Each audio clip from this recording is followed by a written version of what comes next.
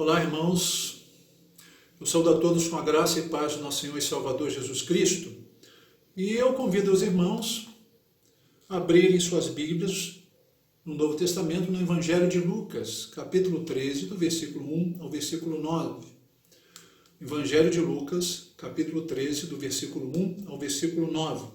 Eu estou usando a versão Nova Almeida atualizada, que eu considero uma versão boa.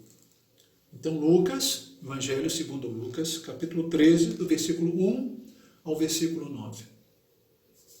Naquela mesma ocasião, estavam ali algumas pessoas que falaram para Jesus a respeito dos galileus, cujo sangue Pilatos havia misturado com os sacrifícios que os mesmos realizavam. Então Jesus lhes disse: vocês pensam que esses galileus eram mais pecadores do que os outros galileus por terem padecido estas coisas? Digo a vocês que não eram. Se, porém, não se arrependerem, todos vocês também perecerão. E quanto àqueles 18 sobre os quais desabou a torre de Siloé e os matou, vocês pensam que eram mais culpados do que todos os outros moradores de Jerusalém? Digo a vocês que não eram, mas se não se arrependerem, todos vocês também perecerão. Versículo 6. E Jesus contou a seguinte parábola. Certo homem tinha uma figueira plantada na sua vinha, e vindo procurar fruto nela, não achou. Então disse ao homem que cuidava da vinha: já faz 3 anos que venho procurar fruto nessa figueira e não encontro nada. Portanto, corte-a. Porque ela ainda está ocupando inutilmente a terra. Mas o homem que cuidava da vinha respondeu: Senhor, deixa ainda esse ano, até que eu escave ao redor dela e ponha estrume. Se vier a dar fruto, muito bem. Se não der fruto, o Senhor poderá cortá-la. Que o Espírito Santo, nosso Deus, possa iluminar nossos corações, para a sua palavra. E não dá para olhar os acontecimentos, a pandemia, e não parar para refletir um pouco. Entendo que, num momento como esse, surgem alguns questionamentos, tipo: como pode um Deus bom permitir que tudo isso aconteça? Como olhar um cenário como esse e ainda assim perceber Deus atuando? Será que Deus permitiu tudo isso porque está muito indignado com a humanidade? Ou as coisas tinham de acontecer mesmo e Deus não tem nada a ver com isso? Ele é como um relojoeiro que deu corda no universo e ausentou-se, colocou-se à parte da sua criação e não interfere nas questões humanas. São questionamentos. Existem questões que algumas pessoas têm dificuldade de compreender porque lhe falta uma leitura equilibrada e bíblica. E ainda encontramos outra grande dificuldade. Deus, ele não dá explicações de si mesmo. A escolha do texto ela foi proposital, devido ao momento em que vivemos e porque o texto chama atenção para um grupo de pessoas que procuraram Jesus com certas questões que não estavam em sintonia com a perspectiva divina. Uma leitura equivocada acerca dos acontecimentos, e principalmente acerca de Deus. O texto ele pode ser dividido em 2 partes. Do versículo 1 ao versículo 5, diz respeito a 2 episódios trágicos. A leitura daquelas pessoas acerca desses episódios e a resposta de Jesus quanto a essa questão. E em razão disso, a necessidade de arrependimento. E a segunda parte do texto, que vai do versículo 6 ao versículo 9, reforça a necessidade de arrependimento baseado na paciência divina, como também na justiça divina. Versículo 1 e o versículo 4, ele chama atenção para 2 episódios trágicos. Nós acabamos de ler. O primeiro diz respeito a alguns homens galileus, da região da Galileia, que foram mortos no momento do culto. No momento ali, estavam no templo, sob ordem de Pilatos, cujo sangue dos galileus misturou seus sacrifícios. Eles foram mortos no lugar sagrado.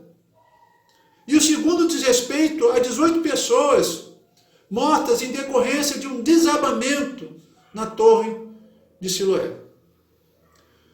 Qual a leitura aquelas pessoas fizeram desses dois episódios trágicos? Qual a leitura, não apenas aquelas pessoas que estavam próximas de Jesus, como a sociedade, qual a leitura aquelas pessoas fizeram dos dois episódios trágicos?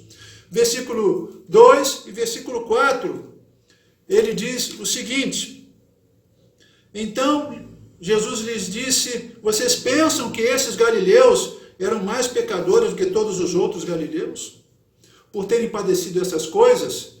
E o versículo 4, e quanto àqueles 18 sobre os quais desabou a torre de Siloé e os matou, vocês pensam que eles eram mais culpados do que todos os outros moradores de Jerusalém? É importante aqui destacar essa palavra, esse verbo pensais, né? Indica que eles supunham, na concepção daqueles homens, a desgraça ela estava associada ao desagrado divino. Para eles, tal acontecimento foi um sinal de desaprovação de Deus. Eles supunham que aqueles que sofriam de modo incomum eram, portanto, culpados de atos abomináveis, horrendos, tipo, a desgraça foi proporcional à vida pecaminosa deles.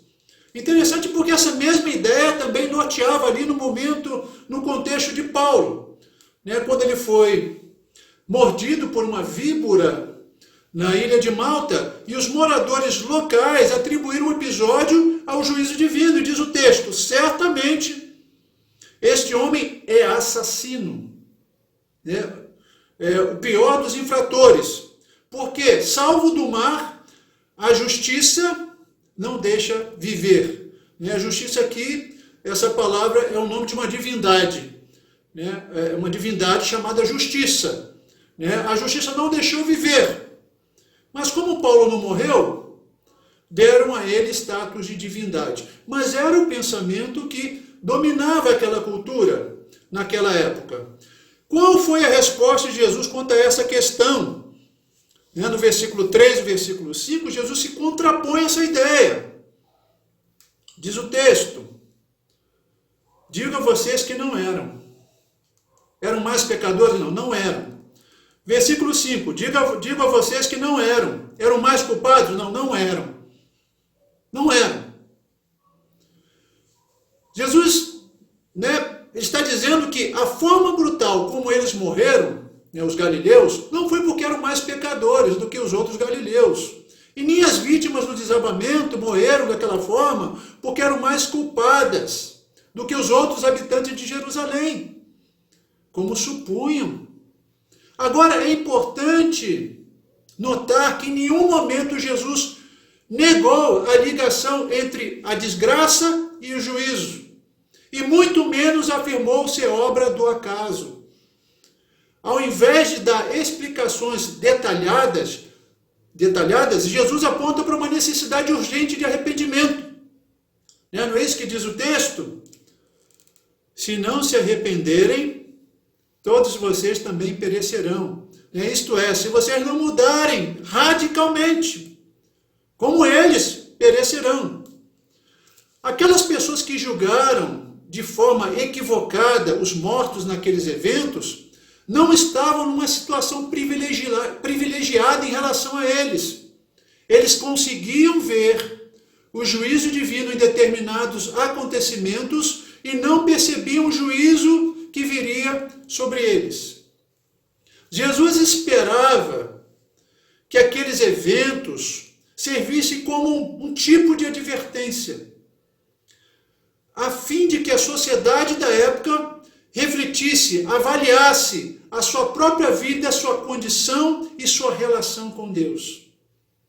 Eu achei interessante a postura de alguns pastores chilenos que, após um violento terremoto no Chile, isso uns 10 anos atrás ou mais, reuniram-se para orar, buscar orientação de Deus quanto àquele episódio e avaliar a própria vida e ministério. Olha que coisa interessante. Às vezes nós criamos essa ideia errada, né, de que nós estamos bem na fita com Deus. Jesus, né, algumas pessoas pensam, Jesus deve estar com um sorriso de orelha a orelha, né, em relação à minha vida, ao meu casamento, ao meu ministério, a forma como eu uso o dinheiro. Né, às vezes criamos essa ideia, né, até o meu envolvimento com as coisas concernentes ao reino de Deus. Nós precisamos estar abertos para a sondagem de Deus todos os dias, como diz o Salmo 139, 23 e 24. Sonda-me, ó Deus, e conhece o meu coração. Prova-me e conhece os meus pensamentos. E vê se há em mim algum caminho mau e guia-me pelo caminho eterno. Versículo 6 e versículo 9. Jesus ele conta a parábola, eu vou ler novamente. E Jesus contou a seguinte parábola. Certo homem tinha uma figueira plantada na sua vinha, e vindo procurar fruto, nela não achou. Então disse o homem que cuidava da vinha, já faz 3 anos que venho procurar fruto nessa figueira e não encontro nada, portanto corte-a. Porque ela ainda está ocupando inutilmente a terra. Mas o homem que cuidava da vinha respondeu, Senhor, deixe-a ainda este ano, até que eu escave ao redor dela e ponha estrume. Se vier a dar fruto, muito bem, se não der fruto, o Senhor poderá cortá-la. Jesus, nessa parábola, ele utiliza figuras bem conhecidas e simples. É uma linguagem assim meio que, né, rural, do campo. E eu creio que até as pessoas de nosso tempo que residem em grandes cidades serão capazes de compreender. A parábola fala de uma figueira que geralmente começa a dar frutos a partir dos 3 a 4 anos de idade. O problema é que, após o período de início do ciclo de produtividade da figueira, a figueira não havia produzido nada. Num total de aproximadamente 6, 7 anos, não produziu nada. Conclusão óbvia do dono do campo, a figueira é estéril, improdutiva, não vingou, não é boa.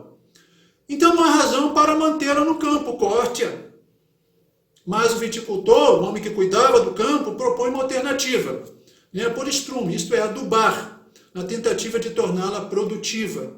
Caso desse fruto, tudo bem, caso contrário, corta.